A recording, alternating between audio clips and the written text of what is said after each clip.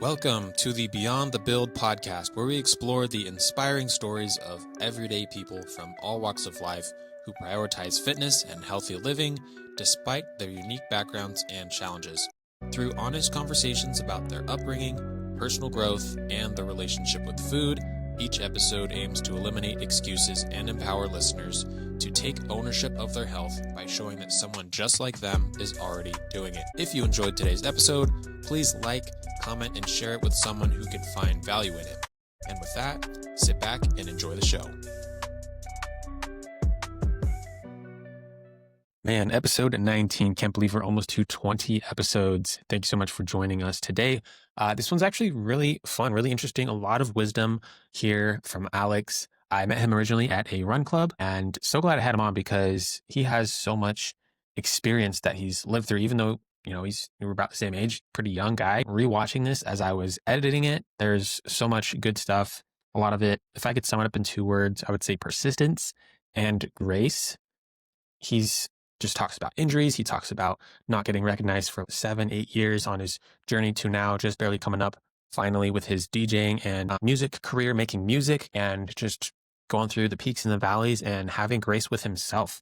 Really, something that I struggle with a lot is I take a lot of things maybe too seriously sometimes. I beat myself up mentally. And so this was a really good one for that, and has a lot on his plate. Working a full-time job, just got a promotion, was marathon training, has another race coming up here in a few months, and is also doing his after hours, making music, doing shows. So don't want to spoil too much, but again, thank you for watching. Thank you for listening, and hope you enjoy. All right, here we are. We got Alex Grajeda in the studio. Welcome back to the Beyond the Build podcast. So we originally met at Run Club and noticed you had a lot of great energy, and found out along the way that you're also, you're a DJ, but you're also still maintaining this healthy, active lifestyle. And that always kind of was very interesting to me. So I feel like that can be hard, but thanks for taking some time to share your story. I know it's gonna help a lot of people. So yeah, I guess where does it? I'm happy to be here. So, my story, well, if we start back, like active lifestyle, back to like my childhood, I originally got into, I think, football when I was in like 2nd grade. So my parents always had this like rule whenever we were in school or just growing up in general that we had to do something. So it had to be either a sport or some sort of a creative art, which I did both. I did football from like 2nd grade all the way up to high school. And then I also did like music. I was in band from, I believe, 4th grade all the way up to high school as well. Okay. And so I kind of just meshed those 2 lifestyles as best as I could. But yeah, I mean, on the active side of things, I was 2nd grade football, went to like NYS championships in 2007 and won it. And that was, I think, my first season of football. And so it was like a very big like introduction, I guess, because like most teams don't, especially if it's like your first season or something, you don't really get to go experience something like that unless you're just on some sort of dream team. Yeah. And that might have been kind of what it was for us too, but it might have been a fluke or something. But we did have like a strong like team back then. But what is NYS? It's the National Youth Sports. I think that's what it stands for. Makes sense. Yeah, it's just like a division of, football. It's a league, I guess you can call it. But started on that. And then I kind of found myself doing other recreational things. Like I was really into skateboarding when I was younger. I got into BMX like growing up also. So I also did a lot of that. Yeah, I did a lot of that stuff. Hung out at skate parks all the time. Tried to ride like street spots, like try to find like just cool rails or like staircases that we could jump and try to do a trick off of or something. And so, yeah, I just, I guess I kind of just developed a bit of like a pain tolerance growing up because, and stuff like that, you kind of just got to take a lot of impact, take a lot of like injuries from time to time. So I think that helped with like the fitness journey in general. You just kind of get used to like the like effort and the pain of it all, Yeah, I mean, developing further, I mean, I didn't really play many other sports. I, dabbled in them recreationally. Like I would play like softball every once in a while in like a recreation league or Yeah. stuff like that. But predominantly, I was like a football kid in high school and just played for the football team and just kind of lived that way. But yeah, I didn't really get into anything else. But no, I mean, my dad was like a baseball player. My mom was a swimmer. Like my grandmother's a tennis player. So we've always had Well, like active people in the family. yeah. So it's kind Cool. of easy to like build a good model of how you should be living your life with, kind of morals like that. Mm, And yeah, I mean, I got into running just because of, I guess it was out of boredom. yeah. you know, um, I don't really know why I started doing it. Maybe it was just to find like a sense of community because I think, last year I, struggled a lot with like, I went through like a breakup and then I just really needed to find something that I could distract myself with in a way, you Yeah. know?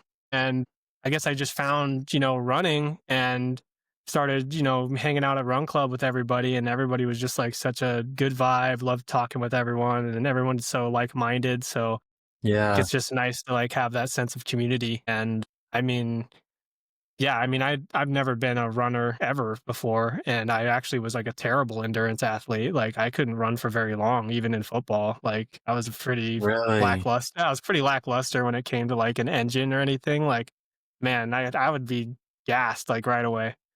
Yeah. So, I think coming into running was just like a new challenge for myself, just like a kind of like a boundary that I like never stepped into, and yeah, I mean, ever since then, I mean, I've really enjoyed doing it, and it's kinda just one of those things, it's more about just self-discipline than anything, you know? Yeah, super is. And even just to like get to the run club, like I feel like for some people, like, yeah, it's easier to run because you're with like a good community. But I'm like, man, sometimes just like getting to the run club, especially if it's, I don't know, if it's not too far for me, but if it's a longer drive. But Yeah, I mean, I live far, so I'm, like, all the way out in Surprise, oh man, um, wow. Yeah, and yeah, so and I recently got, a promotion at work as well, so I've nice. been just, like, hammered with work and haven't really had the chance to get out there and go and, to the run club, and I mean, I'm sure that there's been chances and I've just been lazy or n too tired to do it, so that's on me, I gotta be accountable for that, and, you're always gonna go through those, like, dips and you're going to go through like the peaks and valleys of life where you're going to feel Mhm. so motivated one week and then the next week you're going to not feel like you want to do anything. Oh yeah, And, more or less it's just about, being accountable and trying to reconcile that as fast as you can. yeah.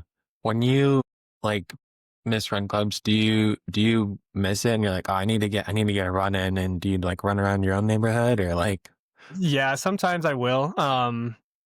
Like recently I dealt with an injury. So I guess back in January I ran a marathon, right? And Yeah. I injured myself like 2 weeks before that marathon, Oh and gosh. I still ran on the injury, but I had these hor I believe that they're stress fractures. I never went and got them diagnosed, but they felt Mm, way worse than a shin splint ever felt for me.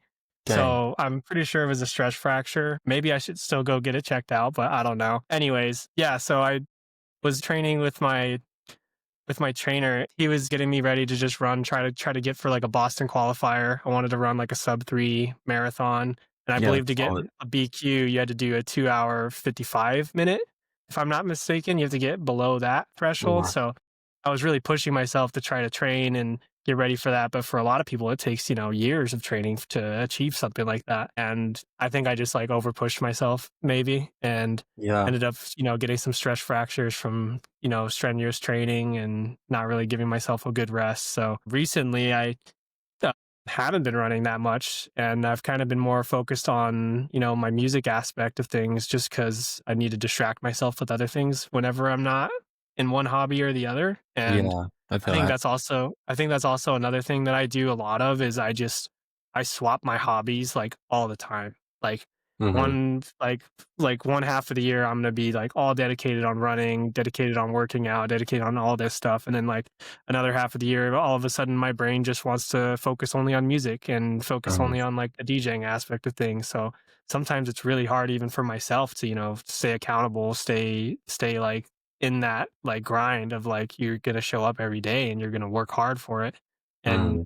you got to train. But yeah, I mean, even I fall off and I'm never perfect. Nobody is perfect, but Mm. you just got to do what you can do the best, you know? Yeah, for sure. And I think like that makes sense that like the hobby jumping, like I do that quite a bit. I feel like myself as well. Hmm. And, it's like if you're trying to be laser focused on five different things, it's not going to happen. And so it makes sense, Yeah. like dialed in training for a marathon. All right, let me get back to music. And so that's Yeah, it's cool. hard to balance it all, especially, working like a career on top of that is like if I had like all the time in the world to do whatever I wanted, like I could probably do both Yeah. creatively, and just have a great time. But, if you're working a career like a 9 to 5, and then you're also trying to train and also trying to do other things that other areas of income wherever you try to, make money. Yeah, it's hard sometimes to balance all that. And you're never really going to experience like that true 100% of yourself at all times. There's always going to be those moments where you're going to just not be there that day. And, Hmm. you got to pick yourself up and you got to go, okay, well, I need to be better tomorrow, or I need to really dial this in so I can improve like the next time I feel this way. Because I Hmm. struggle with that all the time, is just trying to, keep that mentality. Like, it's super difficult. It's tough. Yeah. Is that something that, because that's hard for a lot of people to pick up on, but is that something that you learned from like your parents' examples, or where did you kind of learn that? Um, I think just growing up in sports kind of teaches you that, Hmm. more or less. Like, I mean, if you play a lot of like football and you have your coach, yelling in your ear that you need to just keep laser focus, like Hmm. it's all about, it's like you can't really focus on that temporary pain. It's all going to pay off once you're over with it. And, they like install these things into you from a young age. And Yeah, it's just it, drilled into you. yeah, it gets drilled into you, and it's more like it's not really like the outside environments versus you. It's really just you versus yourself, and you really just need to learn how to beat that. Sometimes it can be difficult, but I mean, everybody. I mean, there's perfect examples of people who have done it, and you would look at just all the professional athletes out there that are doing wonders right now, and they Hmm. even struggle with those very same things that we all struggle with too. It's just they do a better job of, kind of trying to maintain it or trying to, cope with like those feelings. So I think Yeah. that really the difference between them and us is just a mindset. And like, there's nothing really else like outside of that that's going to prevent you from achieving those same things. Yeah, for sure. Now, you just ran the marathon in January.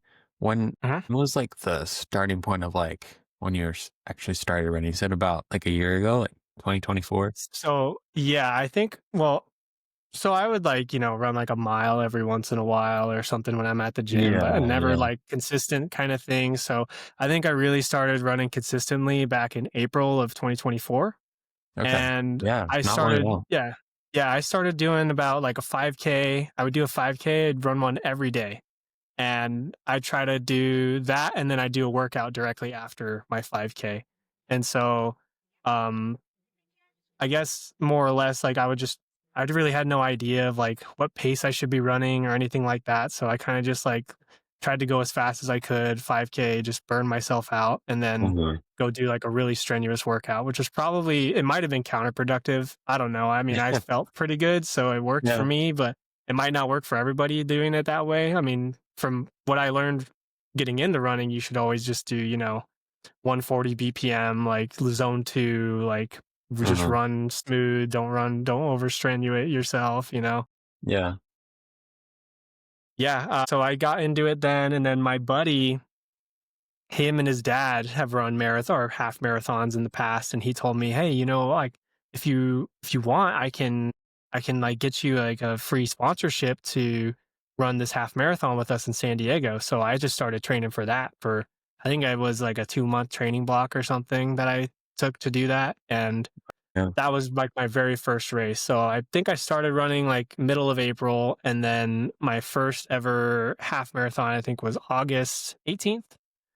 So that's like a few months of training, I guess you could say, more or less. Yeah. Cause yeah, I mean, that was the very first race. I ran a 1 hour, 34-minute half marathon. And I was shocked with myself that I even was able to achieve that fast of a A time. good time, right? And Yeah, it's pretty good. I mean, for a first time, I mean, that's not bad, especially considering my weight. I think at the time I was like a 190 pounds or something. Oh So, yeah, yeah, that's really good. so I mean, it's pretty decent for a first try, you know? And Mhm. then, yeah, and then I just kind of worked my way up, gradually training, gradually more showing up at Run Club, meeting people, training with other people, um, to where I got to like a training block of, I think I was doing 50 miles a week. Wow. And so what I would do there is I would do a 10K like every day, Monday through Friday. And then I would do a 20-mile long run on the weekends. So it's Mhm. like on Saturday, I'd go run 20 miles, or I think maybe a couple Sundays I did it too. But Yeah. nevertheless, yeah, I did it that way. And then that's how I kind of trained for like my upcoming marathon. But there was a few half marathons and stuff that I ran in the middle of that. But yeah, more Mhm. or less, about like I'd probably say a solid like 8 months of training to get up to a marathon. Okay. Yeah, from like August to January or whatever that looks like. Yeah. Yep. And if I'm rambling a lot, I'm a rambler. So like No, me too. It's all you can good. feel free to like cut any of these parts out if you want to. It's okay. I really don't mind. No, it's just good stuff. I feel like this is kind of the aspect I enjoy about podcasts is it's not fully scripted. It just kind of feels like people are getting to know the people on the podcast Mhm. in a very organic way. So I feel like the over edited content, whether it's long form or short form, you can't really tell like, is this how this person really talks or is this how they are? And Yeah, so no, I feel that's like, true. yeah, I feel like it's really authentic to just have this just like long form, just talking, hanging out. So Right, this is right. good. Yeah. Yeah, I think I want to say August of 2024 is when I went to my first run club. Mhm. Um, and I don't know why I thought the middle of the summer was a good time to show up, but Yeah, no, yeah, it was gotta be a little crazy to do that, but, yeah, there because was. Yeah. I think I still remember meeting you as well, because I think I met Neeraj and I met you the same day, right? That's what I Yeah. think I Yeah, that was like remember, my yeah. first day. Yeah. Mhm, mhm. Yeah, that was awesome. I think that was my first day too, going to Run Club. But yeah, I was Okay. just training independently before that. So yeah, Yeah. before that I trained just by myself at the gym or whatever. But then like yeah, 2024 when I met you and Neeraj, I think that was the first time I went to Phoenix Run Club. Wow. Yeah. Yeah. Crazy. Yeah, I remember just like I knew there was multiple like run clubs. There's like, Scottsdale Run Club, Phoenix, whatever. Um, and I remember that it was like, okay, this is like a good sized group. It's not like massive because I went to the Scottsdale one later and I was like, this is low key, like too many people. It's good vibes, but like, yeah, I like how Yeah. like the size of Phoenix Run Club is a little more manageable. But yeah, I just remember everybody just being super nice. Like, I don't remember if I came up to you or Neeraj introduced us or what, but you're super nice. And, it was just like, this is a good community, I can get behind Yeah. this. This is dope. Yeah, I know. It was really cool meeting everybody from there. And, I still feel bad that I'm not there all the time. Like, I'm still a member of like the Run Club on Halo, and I Mhm. still like, want to go to their events and stuff. It's just like right now, as at least as far as like my mindset is concerned, is like I'm so focused on music. I'm so focused on like my new position at my job and all that. So I want to get back to them as soon as possible. And I even have like a race coming up soon that I should probably be training for. So I should probably get back over there and just start hanging out again with Yeah. everybody. It's What, just, um, yeah. what race do you have coming up? Oh, I think it was the San Diego half marathon. It's in March, I want to say. Let me take a look. Okay. Pretty sure that's what it was. I have a Yeah, half. San Diego. Heck yeah. March. Okay, you got some time. Yeah, yeah, I got time. I mean, I'll be all right, Might not get a PB, but who knows? Yeah. Yeah. I have a half coming up in like 2 weeks, but it's like a Spartan race, so it's like obstacle course, and Oh, but okay. the distance happens to be a half marathon, the one that I chose. Um, Uh-huh. yeah, and I had sort of committed to a running schedule, and then it just was no, it turned into like miles Yeah. a week or 3 miles a week. It was supposed to be like, increase the mileage by whatever percentage and until you get to whatever. But I've not been really sticking to that. I've still Yeah. been going to the gym, but as far as keeping a consistent like number of miles per week, I guess we're just gonna call it like a 2 week training period or training block and see what happens. Yeah, there you go. That'll work. Yeah. Yeah, I mean, no, I mean, I struggle with the same kind of things too. So, like, I'll show up and I'll, be on my gym schedule for like a good solid 2 weeks, and then something comes and just throws a wrench in the gear, and you're like, I got this coming up that I got to really focus on, or I got to go to like a wedding or something, and then that Mhm. just like you go out of town or go on a vacation or something, and that just like blows up your entire training block, and you're like, man, it's so hard to get back into it once you get back home, and Right. yeah, I totally get that. Yeah, I had I think it was, let's see, we're in October now. I don't remember what month it was. I want to say like end of September. Had Mhm. a funeral and flew back to Oregon, and that was like 5 day trip, and that definitely put a funk in some things. Yeah, Still went to the gym actually twice while I was there because my little sister is really big into the gym, so that helped. But that's good. Yeah. if she didn't go, like I probably wasn't gonna do it. Yeah, Um, and yeah, definitely. Like, it's so hard to do that stuff when you're on vacation, and, even I'm guilty of that too. Is like, if I'm on vacation, even if I'm on a training block, I'm looking for any kind of excuse not to go do something, It's like, sometimes I'll be really dialed in and I'll be like, "Oh my god, I can't wait to go train today." Like, I don't even care if I'm on vacation. But, that's like, true. That happens too. yeah, there's a lot of those times though where you're just like, "Man, that is the last thing I wanna do right now." Like, there's nothing more that I would rather do than just, like, be in this bed or something, Yeah. you know? Yep. Yeah, it's so hard to get out of bed sometimes. Yeah. I feel like maybe a lot of people use that as like an excuse in the sense of like these fit people, like I can't get in shape or I can't be active like X person because they're just super disciplined or they're just like they just love the gym or whatever. But it's like a lot of times it's not like that. It's a very complex relationship with Nah, like man, whether yep, you're battling these inner demons to distract yourself from a breakup or from whatever else is going on in life, job stuff, life stuff. yeah, It's a and very complex. yeah, those kind of life events are just, like, huge motivators for people sometimes. Like, Yeah. somebody will go through a breakup, and they will have the craziest transformation you've ever The seen winter before, arc. and, like, Yeah. yeah, literally, and it's a true thing, like, having those kind of, like, milestones in your life really help you develop who you are wanting to become, and Mhm. it kind of brings out those weaknesses in yourself to where you kinda have to stand in front of yourself and go, "Hey, like, I need to be better. I need to, focus on myself and focus on, all these things that I could improve on," and I think moments like that are just, like, so invaluable, like, or I guess, is it invaluable or is it just so valuable? Like, Yeah, invaluable.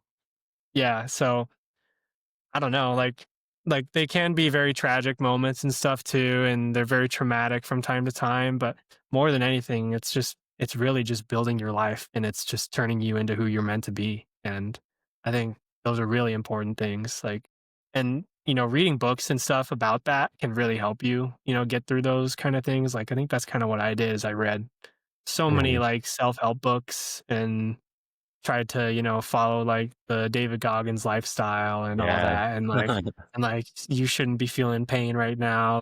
That's just a mindset kind of thing. And Mm. I don't think it's great to, turn it off to that point, but like Yeah. to like adopt some of those like qualities is super beneficial to yourself. Yeah, yeah. Take everything with a little bit of grain of salt, figure out what works for you. Yeah. Yeah. No, definitely don't listen to me. Just like do your own research and come to your own conclusions. But like, yeah, that's kind of what I've developed or found that works for myself at least. Yeah. Yeah, I think that's true too, because I've been at the point where I'm like, I hear some piece of advice or a podcast or like a book, and I'm like, I gotta do exactly this. And then it's like, okay, that didn't work so well. Let me like figure out what Yeah. works for me. my life. Um, yeah, because there's never really any blanket advice or, step by step, whatever, because everybody's life's different. Everybody's operates differently in habits and behaviors, but there's Absolutely. gonna be there's gonna be some foundational things that you can apply, but a lot of it is just apply and pivot as you go. Yeah. No doubt about that. And, I do subscribe to that one saying is like you are the sum of the five people that you hang out or like around all the time. Yep, yep. And I think that is truer than any other piece of advice I've ever heard in my life. It's like you really do develop all the habits, all the same like personality traits of the same people that you spend the most time around. And so Mhm. picking those people is so crucial in your development. I have my fair share of it because, if there's moments where like I should be probably going to bed and instead I have a DJ gig and I'm out till 7 in the morning and I don't get home and get into bed after I shower until like almost 8:30, 9 a.m. sometimes. Mhm. And that's just like disastrous to your lifestyle. I do hang around like a lot of people in that scene. And so it kind of rubs off on me a little bit to where like I develop these habits of like, hey, I should really be, following this lifestyle and I'm aware of it, but also like I'm compromising because it's also something that I'm trying to move into. So I live Mhm. in this constant clash of like lifestyle between lifestyle and, the two just don't get along very well sometimes, but it's really Yeah, just about picking the right people who are going to hold you accountable whenever you don't feel like doing stuff. yeah. The friends that you have, like, in the nightlife, in the DJ space, are they also, like, working full-time day jobs or? Yeah, most of them, like most people in the local scene, I would say, all have to work jobs. Like, it's very rare that you're like sustainable, at least to like afford Yeah. to live on your own by just doing DJ gigs, unless you're working like open format, at like Old Town or like downtown Phoenix bars, and you're playing at multiple different venues, and Mhm. collecting. You're basically either a resident DJ of like an open format or you're playing like shows for festivals or like DJs that are traveling, like they tour into the States and you can play for those shows as well. Mhm. Most of the people that I work around are also locals with like their own careers on top of it. And so it's just Mhm. most people are trying to break out into that space Yeah, where they can make music afford to work. full-time. Yeah, they wanna be able to make music full time or they wanna be able to DJ full time, but obviously there's other things that impede that, like affordability of like, home ownership, stuff like that. Right. Like it's all tough to do, so you gotta have multiple flows of income to be able to do this kind of work. Yeah, Yep. that's tricky. Especially do you work from home or do you go into an office or? So I work in IT. I work for an MSP. I was originally doing like call center stuff for them, and then I got promoted into doing field work. So now I travel like Um all over Arizona. We have clients in other states too. So if it does call for one of us to go there and I get picked, I have to go out to that state as well. But Mhm. so far, all my jobs have just been Arizona, Northern Arizona, or, Tucson, like those areas. But yeah, most of the time I'm driving around, I'm traveling, just trying to fix computers and stuff. And then after that, when I get home, I still get on the computer and try to make music and stuff like Yeah, that yeah. too. More So computer. yeah, more computers, so it just never ends. Yeah. And that's yeah, I feel like I used to have a job where I was driving around all day. I would be building estimates for my dad's home services company. And it would Mhm. just seem like, you're in the morning, you're at the desk on the computer, and then during the day you're still sitting, but you're just driving. And then you come back and then you have to build the estimate and you're sitting again. And it's just like after I got off work, it's like I need to like run or walk or like been Yeah. sitting for so long. I don't know. No, Do you I feel that totally get too? it. Yeah, no, I feel that way all the time. Like, yeah, it is a lot of driving, and I can, completely burn out on that too. Like, especially spending so much time on the road, you gotta fight those road rage instincts sometimes Yeah. because, man, there's some bad drivers in Arizona, I gotta Oh tell yeah. you. But, yeah, I mean, like, there's times where I'm just like, I've been driving all day and there's nothing more I wanna do than, go hit the gym, go hit the sauna right afterwards and just, like, have a nice, like, sweat out, you know what I mean? Like, Yeah, yeah. yeah, it's kind of a love-hate relationship with that kind of job because, you do spend a lot of time driving, so I guess, like, the day goes by quickly and whatever, Mhm. but also it's just, it's horrible on your body sometimes. It really Yeah, can and be.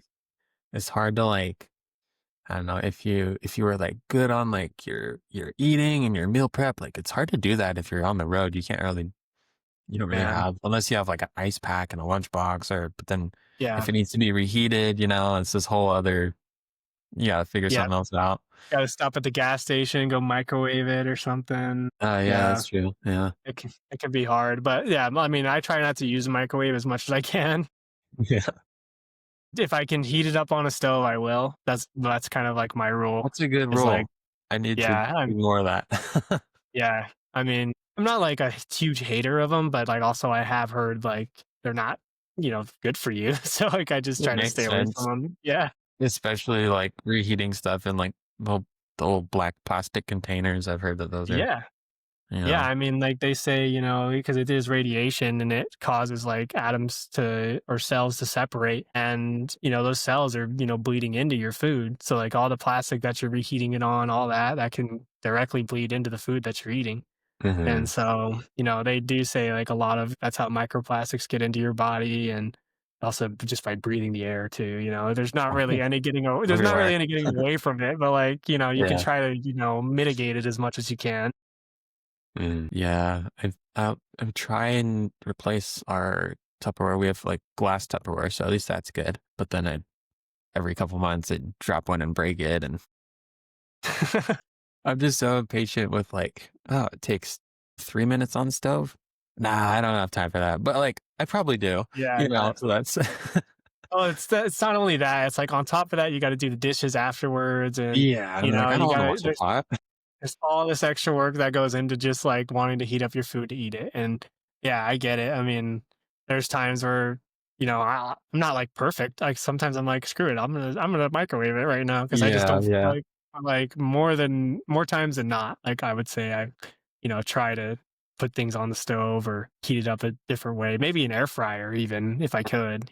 Mhm. Or yeah, but yeah, I just try not to touch the microwave too much. I don't know why. Like I got like indoctrinated into hating them, I guess. Yeah. No, that's really good. Yeah. I mean, yeah, I don't really know. What else is there for that? I mean, I've Toaster kind of ovens. lost train of thought. I mean, yeah, Yeah. toaster ovens work if you have like a toaster strudel or something, I guess, Yeah. Yeah, air fryers have definitely changed the game a lot. I love our air fryer. We have, like, it's like 2 different baskets, not that we Oh, really use both at the same time. It's always, like, yeah. the left one mostly. Is it like that Ninja one? Is it Yep. Ninja? Yeah, it's the Yeah, I Ninja think I've one. seen that. I think I've seen that before. That Yeah, one's pretty cool. it's nice. We got it at Costco when it was, like, on sale for, like, $50 off or something, and I was like, "Yeah, I need that." Yeah, yeah. I would have probably done the same thing if I saw it. Yeah. But yeah, I mean, ours actually just recently broke. We just replaced it with I forget what brand it is, some sort of off brand, but Mhm. Ninja would have probably been nice. Mhm. Yeah, we used it for it has, like, a dehydrating feature, so it's, like, super low heat, like, for, Mm, like, 8 hours, you can make, like, dried fruit or whatever, or I guess you cool. use other stuff other than fruit. I don't know what else you would put in there, but, yeah, we've made, like, dried apples and stuff or whatever if you wanna make stuff last longer, but Nice, nice. Oh, that's awesome. kinda going back to, like, music, when did you start getting into, like, making music and DJing, and how did that turn into something, like, more serious that you wanted to, like, "Okay, let me go get, like, actual gigs," you know? Yeah. Yeah, this is kind of like a long story, but I've always been interested in like producing music. Even growing up as a kid, I always would hear songs and I would think like, man, if I made this song, I would have made it this way or something like that. So like I think growing up, like just being around music all the time kind of makes you think that way. My like DJ journey really started in I think 2018, 2017. I think 2018. Okay. And I, I was always pretty interested in like the music scene because I was into like dubstep and stuff back in 2010 and 2009 when like Yeah, that's Skrillex when was really blowing up, yeah, that's and when like Skrillex started blowing up. yeah, it's when he really started blowing up. And then I was also like a big listener of like Cascade and like Dead Mouse, but like obviously they're Yeah, different Dead genres Mouse. Yeah, than dubstep. But yeah. yeah, I had a coworker that I was working with at the time in 2018, and he was like, "Hey, you want to go see Gucci Mane at Phoenix Lights?" And so I was like, "Yeah, why not? Let's go. Like, let's go do it."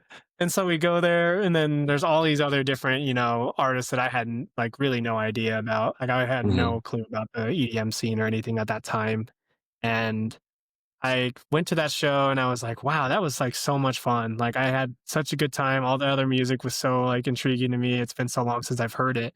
Hmm. And because like in high school, like I was like all about rap music and R&B stuff like that. So EDM really Hmm. wasn't even on like the on the menu for me. Yeah. And then yeah, you kind of go to like some festivals and you're like, wow, like this music's great. And so right after Phoenix Lights, like coworker and I, we were like, dude, screw it, should we go to EDC this year? And so that was like a month later. And Oh wow. so Yeah. we went to EDC like a month later, or maybe 2 months, because I think it's in May versus I think April. So Mhm.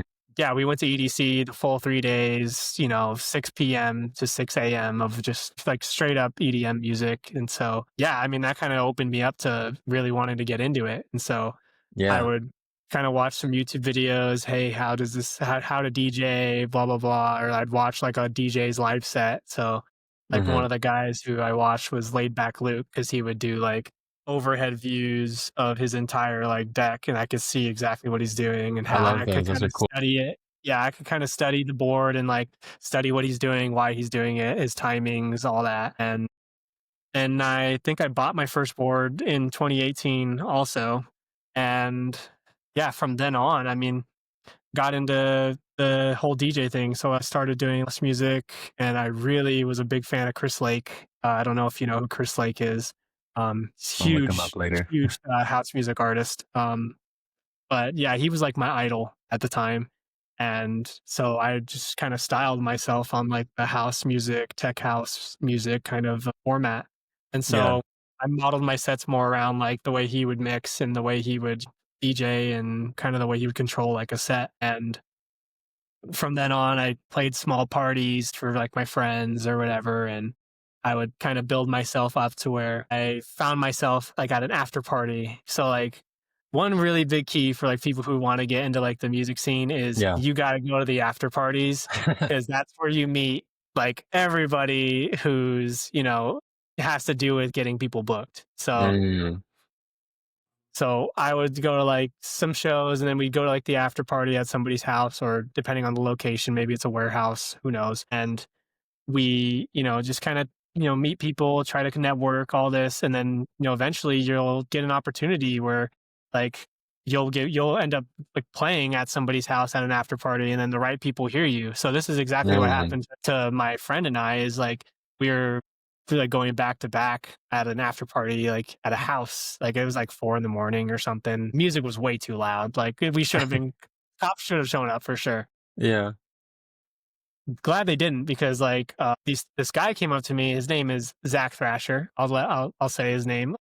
He's a really cool guy. He came up. He's like, hey, you guys want to DJ at House Mondays at Cobra Arcade Bar? And so we were like, yeah, we want to do that.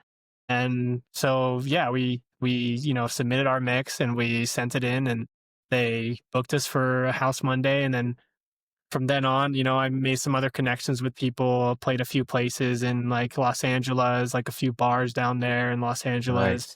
Nice. Kind of like sprinkled myself like around the scene, but didn't really play anything huge. Like played a few things around Arizona that were just kind of smaller venue stuff. Um, but yeah, nothing really like huge happened until I switched like the genres that I was doing. So Really? I was a DJ pretty consistently from like 2018 to 2021, 2022. And then I took like a little bit of a break, and I just tried making music only, and like didn't really DJ at all. Like I was really just trying to make music. And then like completely swapped the genres that I was making because I was trying to do house music, switched into drum and bass, and then I started mixing drum and bass. Like actually, like in 2024, that's when I like started switching to drum and bass and like 140 dubstep and UK garage. Like those are like the three main Mhm. things that I like to play. And so every year, this company named Relentless Beats, they host like all of the festivals in Arizona. They hold a competition for everybody to, compete, submit a mix in, and you have the chance to go compete to go play at the like main stage at Gold Rush, like Gold Rush Music Festival. Wow. And so I submitted a mix to them and I was reached out.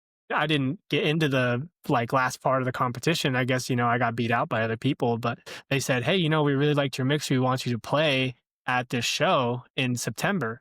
And so I was like, "Oh my God, this is my in, like this is the chance for me to, really get like my name out there." So Yeah. I like went the whole shebang. I organized all my library the way I wanted them, set my hot cues. I paid to have visuals made so that they could play on the screen behind me, to the Those make music. a And big so difference, I feel like. make a huge difference in your production. Yeah. So if you have good quality visuals, you have good quality music, you're not, ripping music off of like YouTube or anything Yeah. like you'll typically have a pretty good set. And so, yeah, I had a pretty good, I think I played at what, 10 p.m. to like 11:15 that night and had a pretty good crowd. And they started booking me for like after parties and like after started booking me for like other shows around. So I played for like Resco back in August and Mhm. I played at Gold Rush. I just did like the silent disco back in September. That was awesome. That was a really cool time. That's sick. But yeah, I mean, more or less, I didn't really just like find my standing in house music, I guess. I guess my, avenue was more drum and bass than anything. Mhm. But yeah, it was a really long journey. And there was a lot of times where I would sit there and I would go, "Hey man, like I'm not getting anywhere I want to be with like this DJing stuff and nobody's like even recognizing me." So it's very hard sometimes, like, as, like, a new DJ to, like, really stay, like, laser focused and try to be as motivated as you can be to, like, get those gigs because those Yeah. opportunities are, like, few and far, like, between, and Yeah. really it's just about putting yourself out there, and I'm a huge introvert, like, man, I'll lock myself in my house all week if I could, and I'll Yeah. never I'll Yeah. never talk to other people. Well, like, that's just the kind of person I am, and I'm okay with that. But Mhm. also there's that side of me that's, like, also a very social person whenever I'm feeling like it. I don't know, Yeah. I'm weird like that. I got, like, a dual I'm kind of the personality same kind of. way, actually. Yeah. I'll go into a grocery store and be like, how can I talk to minimum amount of people, minimum eye contact, and then get home. But then also if I'm at like a fun thing, I'm like, okay, like I want to meet some people. And so I totally get it. Yeah. Yeah, no, I mean, and that's also one of those things is, like, you have no idea the kind of opportunities that are waiting for you if you just put yourself out there. Yeah. That's, like, unbelievable to me that I was just holding back for so long on, like, just, being too introverted, being too scared to, like, introduce myself to people. But once I really started doing that, all these windows opened up for me to where I could, get to where I am right now. And I still have a lot of growth to do. I'm not even near where I wanna be, so I just gotta keep plugging away, doing what I do, and trying my best to expand my sound, expand my production and this project overall. So Yeah. that's kind of like a huge thing. So I think if I could leave it with I heard something on social media. I didn't come up with this, but somebody said embarrassment is an underexplored emotion. And Mm, it's something that you need to really like just dive into head first because like, you have no idea what's on the other side of that feeling. Like, you can be embarrassed about something, like, about putting yourself out there, but who knows what happens after. Like, if you can get past that initial just that fear of denial or whatever it is that you're afraid of in that moment, the world will open up to you, and that's, like, a huge thing that I live by now.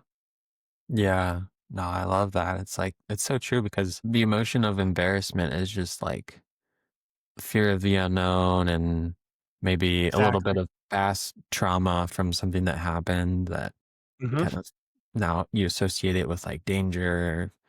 or whatever, Yeah. but And it's it's just being afraid to fail, you know? That's just like it's a basic human emotion, and it's an instinct in us too, because, you know, from like a young age, we're told, you know, you can't, you know, fail a test. It's horrible for you. Like you can't, like, so you're just like taught to be afraid to yeah, fail, you know? that's And how we're so it's programmed. really, sometimes you just need to fail to really learn something, you know? It's the only And if way. failure is okay, man. Like it Yeah. really is. Like I failed to run my Boston qualifier marathon, and I took that and I learned something from it. It's like, yeah, I got to put in more work. I got to train harder, and I can't really try to get like instant gratification. Like I tried to run that way too fast, way too soon. Hmm. And, you know, I learned something that day that, you know, sometimes you can push yourself, but other times you're going to fail, and you got to be okay with that. Yeah. Well, so you started DJing, you said like 2017, 2018? Yeah. Okay, so that's like, yeah, 7, 8 years till now. And that's, you mentioned feeling like, oh, nobody's noticing me, this and that. And I feel like a lot Oh, of yeah, people might absolutely. get into something for 2 or 3 years and they're like, oh, it's not working. But, Yeah. you gotta stick with it. Well, but more or less, I mean, it's really about what you're passionate about. Like, Yeah. I'm not I'm not doing it for fame or anything like that. Like, I don't care if I get famous from it. What I really care about is the art form. Like, I like music. I like the kind of music that I play, and I really like to make that kind of music too. And Yeah. I think more or less it's about finding the love for that than about finding the love for like the validation from the crowd, you know? Yeah. Like like, Super true. if you can be happy just doing it alone in the room with yourself, then yeah, it's gonna sound completely different to people who are listening to you too. Like, they'll be able to tell the difference. Yeah. And how you You present could yourself too. yeah, you can tell like who's actually really passionate about it and who's in it for the love of the game. And there's always going to be those players that are, you know, they're always going to be like in it for the fame, or they're going to, and that's okay. You know, everybody has different priorities, but you know, at least I dealt with obscurity for a really long time, and I'm still pretty obscure in the scene. Mm.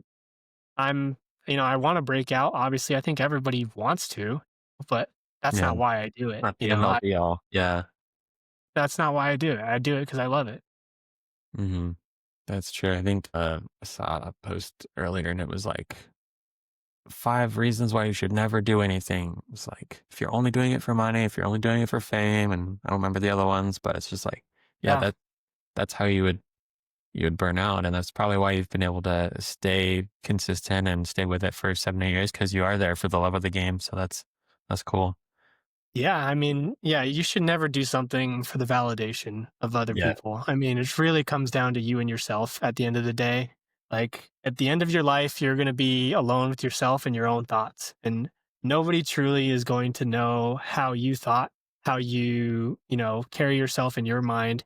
It's really your story is you. And if people can try to understand that, you could try to put it in a book, you could try to put it in writing, but at the end of the day, like, nobody knows your story but yourself. So just be true to that. Mm, I love that. That's a soundbite right there. Clip. That was fire. Thank you. Thank Uh, you. yeah.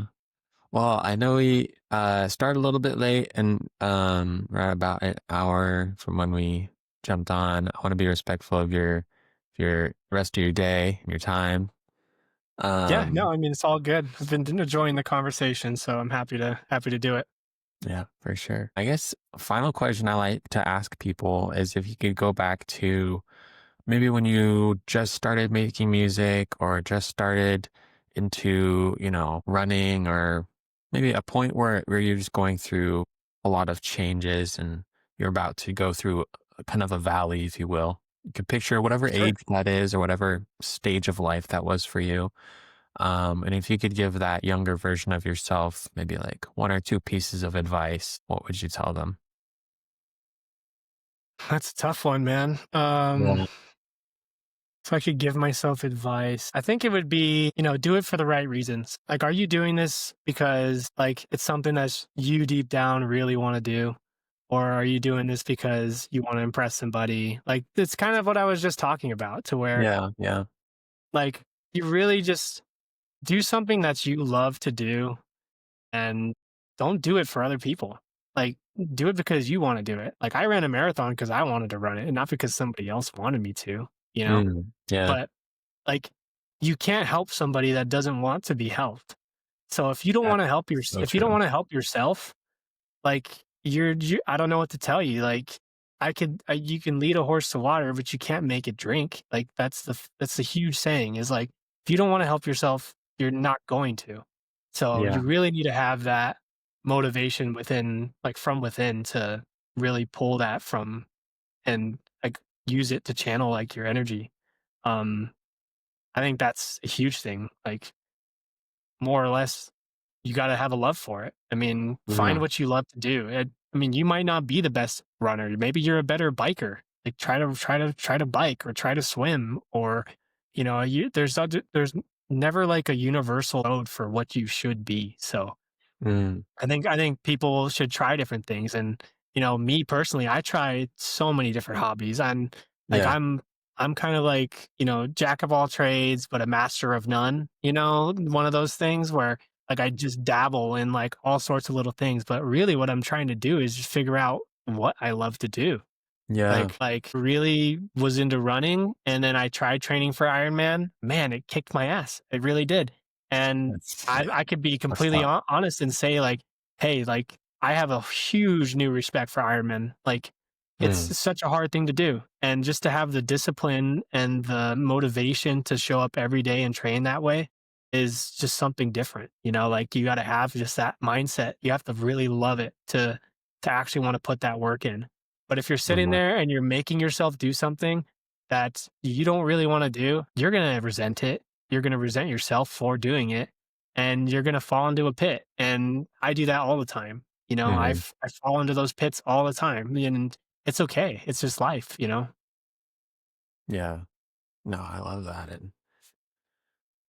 Oh, that's so good. No, but I appreciate you taking some time out of your Sunday afternoon, and I'm excited to have your story out there for some people to listen to. Um, Hopefully it I makes sense no, yeah, because I feel like I just like rambled for like a while. I mean, there's probably a lot of holes in that story, but that's okay. hopefully Yeah, people can sum it up. yeah. I know. I was taking some notes, some of the things you said. So if anything else, I got value out of our conversation. Well, I'm Um, glad. Really yeah, glad. yeah, Yeah, and I I mean, think I feel like I learned things too. It was really great talking with you. I mean, I feel like we never really, had other organic dialogue outside of Run Club. So it's yeah, nice, kind of just like chat, get to know you a little more. So that's awesome. yeah. It's been cool to have this podcast to have that platform to do that. It's cool. It's fun. Yeah, no, I love it. I mean, I would definitely do it again. So, I mean, if you ever want to have me back, just feel free to ask. Yeah, for sure. Maybe after March, after your half marathon again, see what you've been up to, Yeah. see how the music has been progressing, have you on again. Yeah. Hopefully I'll be in some better shape by then. Yeah. Heck yeah. All right. Well, I'll let you get back to the rest of your day. That is Beyond the Build with Alex Grajeda signing off.